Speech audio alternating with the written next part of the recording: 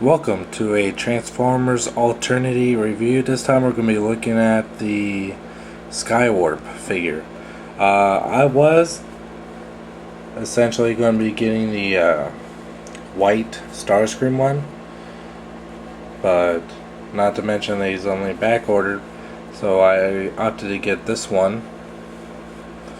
But I'm kind of glad I did because the white one just looked too plain to me.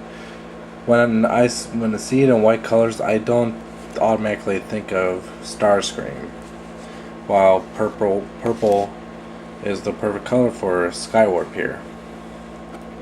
So this will be my first Alternity figure that I'm doing a review on. So let's go ahead and check it out. So here we have Skywarp in his car mode, which is a very weird looking car. I'm not sure if these cars ever actually existed, but before I go more into the car, I just wanted to point out that this instruction sheet's pretty long, but I love the other end of this paper. It's like a little poster. Got a little schematics of Skywarp and another picture of his car mode, and just, I mean, you could hang this on a wall. It looks really cool. So, but I'm going to be ignoring this other side. So, in his car mode, he is almost looks like a type of Ferrari, but I really have no idea if this is a real car or not. I really don't care that much about it, if it's real or not. I've just never seen this type of car before. Has a little antenna here on the back, which is super flexible. I can just see this thing just ripping off very easily. All the doors open. Like that. The hood opens. Kind of have a hard time getting it stayed up, and then this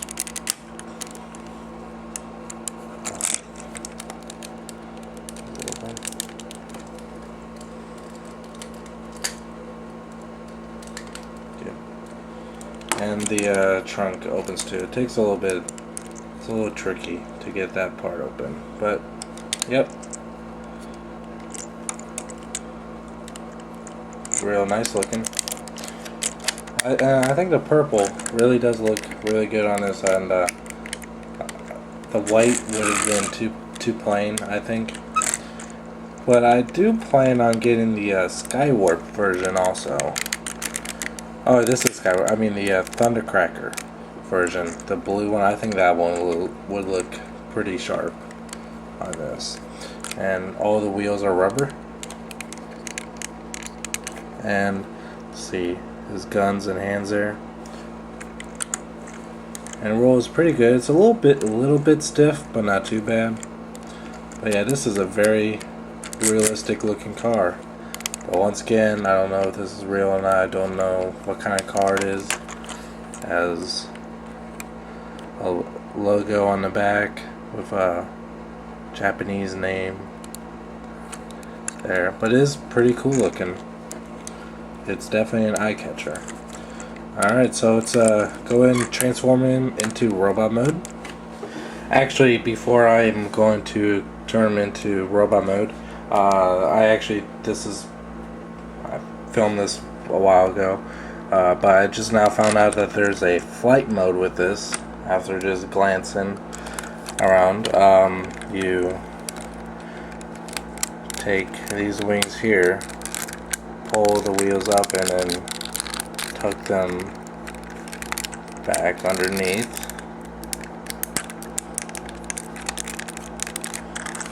Like that. So it does look more like a Seeker.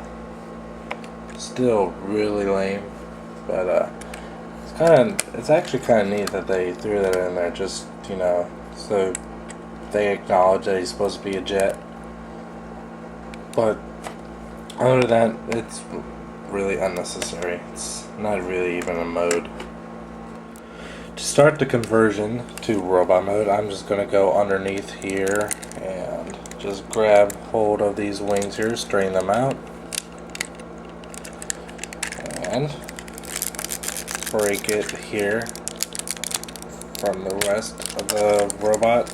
Straighten out the legs, and then push it up on this part here, turn it around, do that again, and his arm just fell off.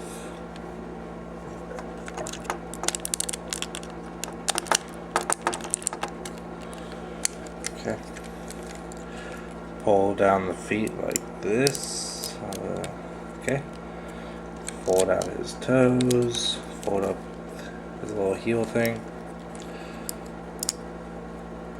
fold out his toes. So obviously this isn't my first time transforming it. First time doing it took forever. And then position the legs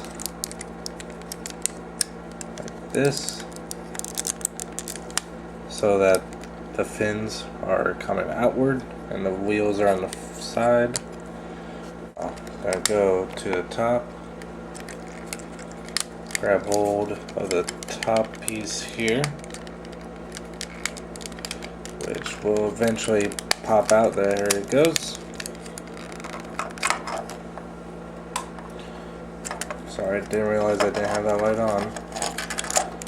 Okay. Alright, and then rotate it around this way. There's a reason why you need to point it this specific way. I'll get to that in a little bit. Detach these side panels here, then they will more than likely always pop off because the ball joints there aren't really too tight and it's die cast metal, so that makes it especially loose. There it goes. Oh, it didn't come off that time. I'm very impressed. Maybe I was just being especially careful. Let me go up on the camera here a little bit so you can see what I'm doing up here.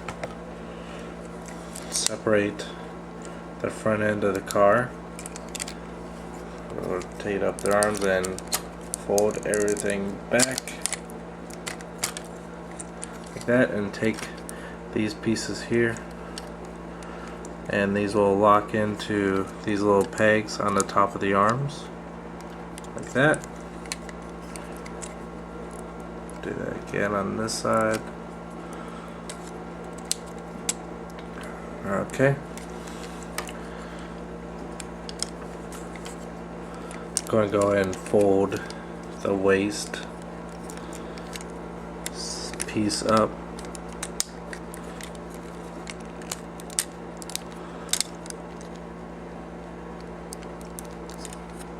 which is a little bit unsettling because never sure exactly how it's supposed to go.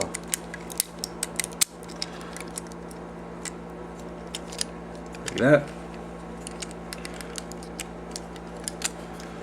Oh, and this piece got out of line.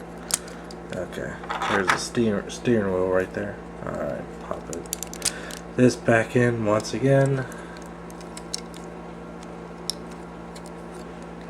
Okay, back to the arms, fold in the wheels, and turn the gun all the way around.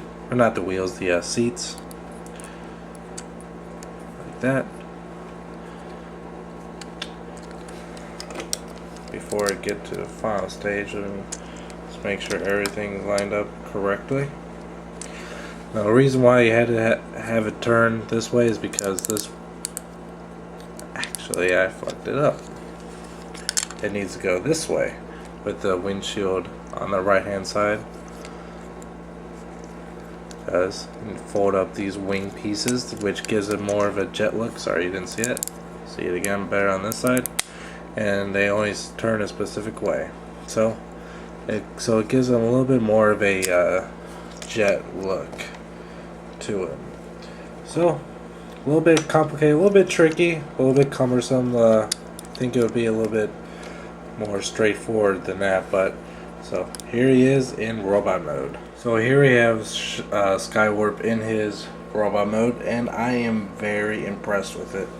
It is such a good looking robot mode. I'm sure I got a couple things here and there wrong in the transformation. I'm sure someone will tell me, but it's close enough.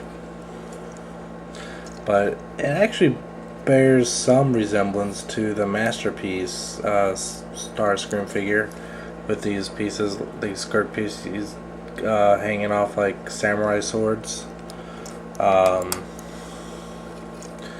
The ion blasters are pretty cool. They don't look perfect, but they should be mounted right here, but it's alright. The wings are a little bit finicky. I did like that they added these little bits here just to make them look more like wings. Which really makes me wonder if they really wanted to give him a car mode, but then, you know, try to give him bits that would more resemble his jet form. Why not just make it a small jet that he transforms into this? I'm not really too sure about that, but it's alright. It's kind of a weird way to go about it, but it's still great looking. He has a Decepticon logo on his crotch, which is very appropriate. It doesn't really have any features besides, you know, he's superposable. He has ball joints and other kind of joints just hanging around everywhere, so he's super articulated. I probably wouldn't start off with this one if it's your first Alternity figure. Probably would want to go with something a little bit simpler. Probably the Bumblebee ones or Cliff Jumpers seem to be a little bit more simple. So probably start off with those. But still, this is a good advanced transformer. Has die-cast metal in several places on it. So it's a great toy. But really not recommended for newcomers in Transformers. It is a little bit complicated and very finicky at points. But yeah, definitely recommend them for the more advanced Transformer fan. Okay, until next time, thanks for watching.